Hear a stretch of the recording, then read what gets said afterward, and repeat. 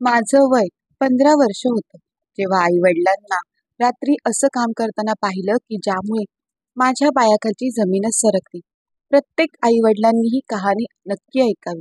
आजच्या कथेमध्ये मी तुम्हाला एका निरागस मुलीवर ओढवलेला एक दुःखद प्रसंग सांगणार आहे. आज माझ्या लग्नाची पहिली रात्र होती. याचा अर्थ मधुचंद्राची रात्र, ज्या रात्रीची प्रत्येक मुलगी वाट पाहत असते. मी डोक्यावर पदर घेऊन माझ्या नवऱ्याची वाट पाहत होते. खोलीमध्ये गुलाबांच्या पाकळ्यांचा सुवास दरवळला होता. शेवटी माझी प्रतीक्षा संपली होती. माझ्या नवऱ्याने खोलीमध्ये त्याचं पहिलं पाऊल टाकलं. खोलीमध्ये त्याचं पाऊल पडताच माझ्या हृदयाची धडधड खूपच वाढू लागली. हळूहळू पावलं उचलत माझा नवरा माझ्याजवळ आला आणि माझ्या डोक्यावरील पदर बाजूला केला. परंतु पदर बाजूला करताच जशी माझी नजर त्याच्यावर गेली, त्याचा तो हसणाऱ्या चेहऱ्यावर अचानकच उदासी आली आणि तो एकदमच उठून उभा राहिला. मी देखील त्याला पाहून हैराण झाले. मी त्याला पहिल्याच नजरेत ओळखलं होतं. कदाचित त्याने देखील मला ओळखलं होतं. तो लगेच बोलू लागला, "तू इथे कशी? तू माझी बायको कशी असू शकतेस?" त्याचं ते बोलणं ऐकून माझ्या अंगावर काटा उभा राहिला. मला वाटलं जणू काय तो आता मला घटस्फोटच देईल. माझ्यामध्ये त्याला उत्तर देण्याची अजिबातच हिंमत राहिली नव्हती. डोळे लगेचच पाण्याने भरले. तर माझा नवरा मात्र रागाने अगदी लालबुंद झाला होता. माझ्याकडे पाहून बोलू लागला, "तू इथे कशी आलीस? जर मला माहीत असतं की माझं लग्न तुझ्यासोबत होणार आहे तर मी कधीच हे लग्न केलं नसतं." तो माझा नवरा जणू काय त्याला काहीच माहीत नाही अशा अविर्भावात बोलत होता. तो वेड्यासारखा खोलीमध्ये इकडे तिकडे फेऱ्या मारत होता आणि बोलत होता, "नाही, हे नाही होऊ शकत. माझं नशीब माझ्यासोबत इतका मोठा मजाक नाही करू शकत." तेव्हा मी उठले आणि त्याच्या जवळ गेले. जसं मी त्याच्या जवळ गेले त्याने मला अगदीच धुडकावून लावलं आणि बोलू लागला, "दूर हो माझ्या नजरेपासून. तू एक चारित्र्यहीन बाई आहेस." माझं मन करत होतं की मी जोरजोरात ओरडावं आणि त्याला मी निर्दोष आहे, मी पवित्र आहे याबद्दल विश्वास द्यावा. तो दाराकडे जाऊ लागला तेव्हा मी त्याच्या पायावर पडले आणि कंठामध्ये अश्रू दाटून देखील मी हिम्मत करून बोलू लागले, "देवासाठी हा अत्याचार करू नकोस. कुणालाही माझी हकीकत सांगू नकोस." मी त्याला देवाची शपथ देऊ लागले. तेव्हा तो बोलू लागला की त्या दिवशी देखील मी तुझं हे रहस्य देवामुळेच रहस्य ठेवलं. आज पुन्हा एकदा तू मला देवाची शपथ घालून माझ्या पायामध्ये बेड्या टाकल्या आहेस. त्याचं ते बोलणं जरा आता नरमलं होतं. तो तिथे जमिनीवर बसला. त्याच्या डोळ्यामध्ये देखील पाणी आलं. मी त्याच्या जवळ जाऊन बसले. त्याला या नात्यावर कीव येत होती. माझ्या समोर तो अगदी बेबस आणि लाचारपणे बसला होता. त्याची ती अवस्था पाहून मला अजूनच रडू येत होतं. मी विचार करून देखील शकत नव्हते की लग्नानंतर माझं आयुष्य इतकं भयानक देखील असू शकतं. तो शांत झाला. अगदी असा शांत झाला जणू काय एखाद्या निर्जीव पुतळ्याप्रमाणे बसला आहे. मग अचानक रागात बोलू लागला, "फक्त एक अट आहे. जर तू मला तुझ्या भूतकाळाबद्दल प्रत्येक गोष्ट सांगितलीस तर मी तुला माझी बायको म्हणून स्वीकारेन. परंतु खबरदार, जर तू थोडी जरी खोटं बोललीस तर." मी देवाचे आभार मानले की एखाद्या अटीने का होईना परंतु आशेचा एक किरण मला दिसत होता. तेव्हा मी माझ्या भूतकाळाबद्दल सांगायला सुरुवात केली. मी एका गरीब कुटुंबातील मुलगी होते. माझे आई वडील खूपच चांगल्या स्वभावाचे होते, दयाळू होते व ते देवपूजा करणारे होते. माझी आई देखील अगदीच साधी आणि चांगल्या स्वभावाची बाई होती. नेहमीच अंगावर पदर घेऊन परिसरात वावरायची. तिला देखील देवपूजा करण्याची खूप आवड होती. माझ्या परिसरातील लोक माझ्या आई वडिलांची खूप इज्जत करायचे. आईला सर्वजण मीना आई असे हाक मारायचे आणि बाबांना सगळेच तात्या असे हाक मारायचे. आई वडिलांच्या त्या चांगल्या स्वभावामुळे आणि धार्मिक स्वभावामुळे माझ्या मनात त्यांच्याबद्दल इज्जत खूप जास्त होती. आम्ही 7 बहीण भाऊ होतो, ज्यामध्ये एक भाऊ आणि 3 बहिणी माझ्यापेक्षा मोठ्या होत्या आणि एक भाऊ आणि एक बहीण माझ्यापेक्षा लहान. माझे मोठे भाऊ बहीण नेहमीच सकाळी लवकर तयार होऊन बाहेर निघून जायचे आणि संध्याकाळी उशिरा घरी परत यायचे. त्यांचे खिसे पैशांनी भरलेले असायचे. मी नेहमीच हे पाहून हैराण व्हायचे की त्यांच्याजवळ इतके पैसे कुठून येतात. जेव्हा मी आईला विचारायचे की ते काय काम करतात तेव्हा आई बोलायची की मेहनत करतात, मेहनतीची कमाई घेऊन येतात. आईचं बोलणं ऐकून मी पूर्ण शांत व्हायचे. नेहमी जेव्हा ती लोक यायची तेव्हा जितके काही पैसे घेऊन यायचे सगळे माझ्या बाबांकडे द्यायचे. आई बाबा ते पैसे लपवून ठेवायचे आणि रात्री उशिरापर्यंत माझे आई बाबा आणि बहीण भाऊ एका खोलीमध्ये आतून दाराला कडी लावून बसून राहायचे. मी नेहमीच हा विचार करायचे की हे लोक दाराला कडी लावून काय करत असतील, कारण की जर मी त्या खोलीत बसलेली असायचे तर मला खोलीतून बाहेर काढायचे. आईचा माझ्या मोठ्या भावावर खूप जास्त जीव होता आणि सर्वात जास्त चांगलं काम देखील तोच करत होता. जास्त पैसे घेऊन यायचा. आई त्याला घरामध्ये असलेल्या चांगल्या भांड्यामध्ये, चांगल्या ताटामध्ये त्याला जेवण द्यायची आणि बाकी इतर सर्वांना अगदीच चेपलेल्या अशा ताटामध्ये जेवण द्यायची. तेव्हा मी खूप लहान होते. एवढी मला अक्कल नव्हती की कोणाला काही प्रश्न विचारू शकेन. हे सर्व रोजच्या रोज होत होतं. मी नेहमीच हे पाहिलं होतं की परिसरातील मुलं खांद्यावर बॅगा घेऊन शाळेत जायचे. माझ्या मनात देखील शाळेत जाण्याची इच्छा होती. मी माझ्या आईवडिलांना सांगितलं की मला देखील शाळेत जायचं आहे. माझं त्या बोलण्यावर माझे आईवडील हैराण झाले आणि दोघांनीही एकमेकांकडे प्रश्नार्थक नजरेने पाहिलं. मग बाबा बोलू लागले की तुझे भाऊ बहीण येतील तेव्हा आपण निर्णय घेऊया काय करायचं आणि काय नाही. मी माझ्या वडिलांचं ते बोलणं ऐकून शांत झाले. रात्री जेव्हा माझे भाऊ बहीण परत आले तेव्हा नेहमीप्रमाणे जसं भाऊ आणि बहीण या खोलीत गेले, मी देखील दाराच्या मागे लपून त्यांचं बोलणं ऐकू लागले.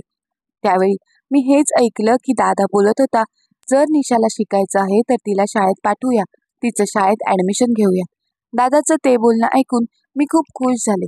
काही दिवसांनंतर माझी शाळेत जाण्याची तयारी सुरू झाली. एके दिवशी आई माझ्यासाठी शाळेचा गणवेश घेऊन आली आणि मग बॅग आणि वह्या देखील आल्या. आता मी देखील आमच्या परिसरातील मुलांप्रमाणे शाळेत जाऊ लागले. मला शाळेत जाऊन खूप चांगलं वाटायचं. मी तिथे खूप साऱ्या मुलींसोबत मैत्री देखील केली. एके दिवशी शाळेत जाताना माझ्या वेण्या बांधताना आईने मला एक विचित्र गोष्ट सांगितली. ती म्हणाली की तुझ्या शाळेमध्ये मुली पैसे घेऊन येत असतील ना? मी आईला उत्तर दिले, हो आई, पैसे घेऊन तर येतात, टिफिन देखील घेऊन येतात. आई बोलू लागली, तुझं मन नाही करत की तुझ्याजवळ देखील पैसे असावे? मी आईकडे पाहिलं आणि बोलू लागले, आई, मन तर करतंय, पण दादाकडे खूप सारे पैसे येतील तेव्हा मी देखील शाळेत पैसे घेऊन जाईल. परंतु आई बोलू लागली, असं नाही होणार बेटा, तुला तुझे पैसे स्वतः कमवावे लागतील. मी हैराण झाले आणि बोलू लागले, कसं काय ग आई?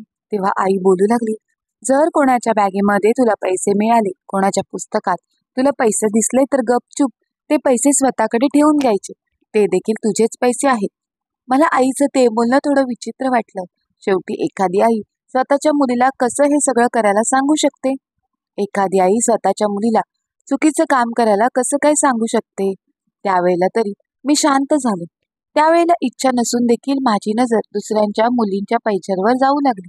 परंतु माझं मन बोलायचं की हे काम चुकीचं आहे. शाळेतून जेव्हा मी घरी परत आले तेव्हा आईने मला विचारलं, जे काम तुला मी करायला सांगितलं होतं तू केलंस का? मी शांत झाले आणि आईकडे पाहू लागले. आईला माझ्या त्या शांत नजरेचा अर्थ कळाला होता. बोलू लागली, उद्या तुला हे काम नक्कीच करायचं आहे. बघ, जेव्हा तुझ्या हातामध्ये पैसे येतील तेव्हा तुला खूप चांगलं वाटेल. दुसऱ्या दिवशी माझ्या डोक्यामध्ये आईचं बोलणं फिरू लागलं. मी एक दोनदा प्रयत्न देखील केला की माझ्या मैत्रिणीचे पैसे चोरून घ्यावेत, परंतु मला भीती वाटायची, जर कोणी पाहिलं तर, आणि मग लोकांचं ते बोलणं आणि सोबतच इज्जत जाईल, याने मला अजूनच भीती वाटत होती.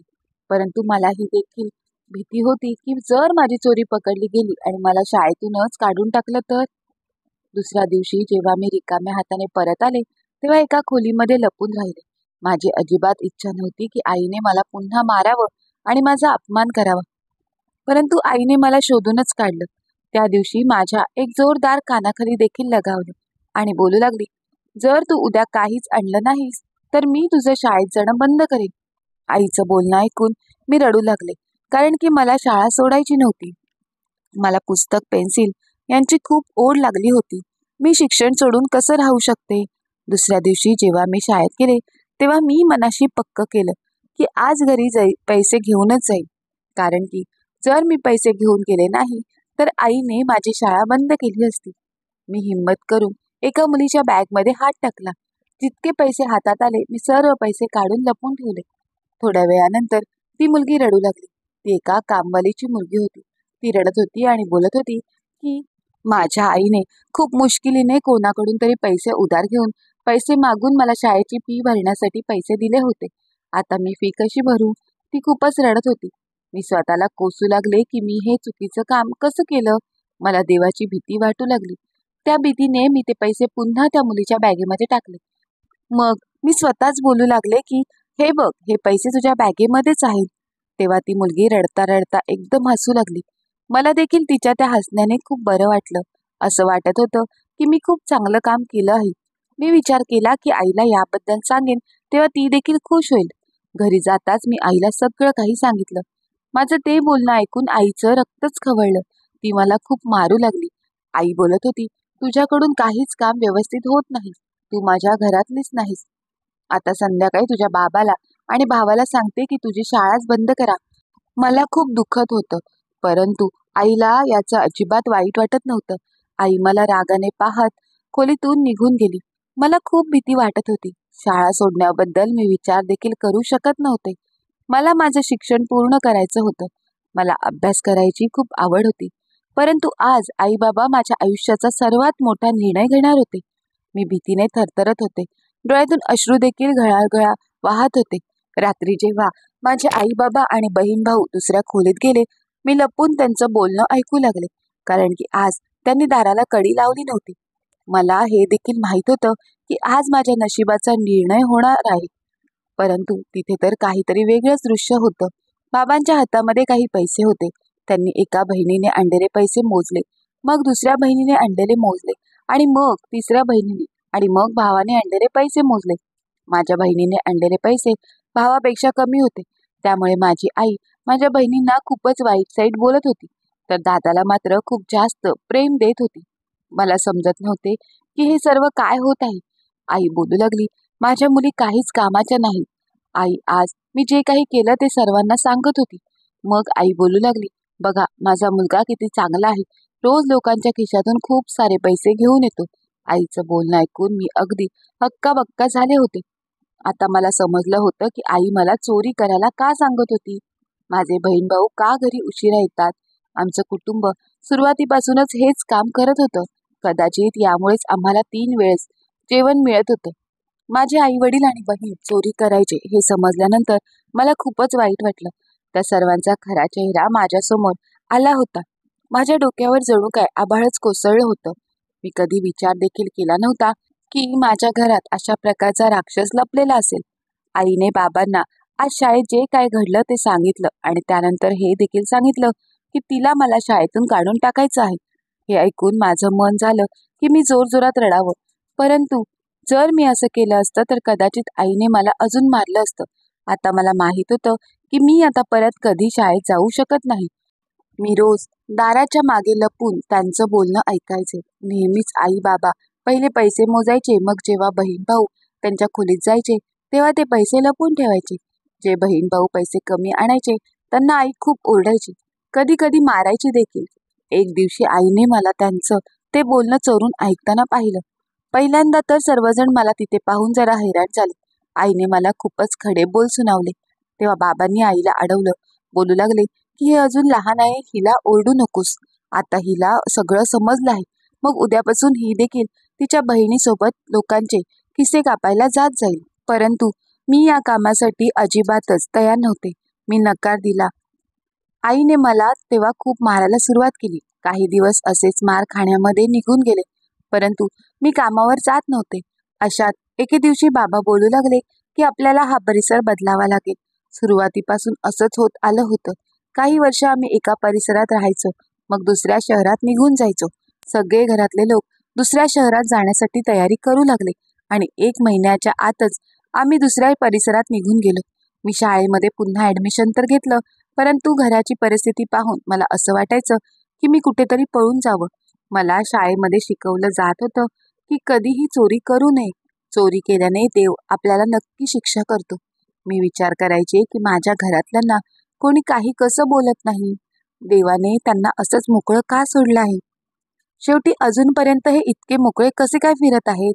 दिवस असेच निघून जात होते आणि घरातल्यांचे टोमणे अजूनही चालूच होते. त्या सगळ्याकडे दुर्लक्ष करून मी माझ्या अभ्यासावर लक्ष देत होते. जेव्हा मी 10वीला गेले तेव्हा माझ्या वडिलांनी माझा खर्च उचलण्यासाठी नकार दिला. मी 10वीच्या परीक्षेसाठी फी मागितली तेव्हा ते माझ्याकडे रागाने पाहत बोलू लागले, आता ही आमची नाही तर तुझी जबाबदारी आहे. तू तुझ्या फीचा बंदोबस्त स्वतः कर. माझे वडील माझ्यासोबत भांडू लागले. बोलू लागले, तुझ्या वयाचे असताना आम्ही आमच्या कमाईतून पूर्ण घर चालवत होतो आणि तू अजूनपर्यंत आमच्या ओझं म्हणून आहेस. वडिलांचं बोलणं ऐकून मी हैराण झाले. आता तर मी 10वीला होते. त्या दिवशी मला असं वाटलं की मला देखील आता हा चुकीचा मार्ग स्वीकारावा लागेल, कारण की माझ्याजवळ दुसरा कोणताच पर्याय नव्हता.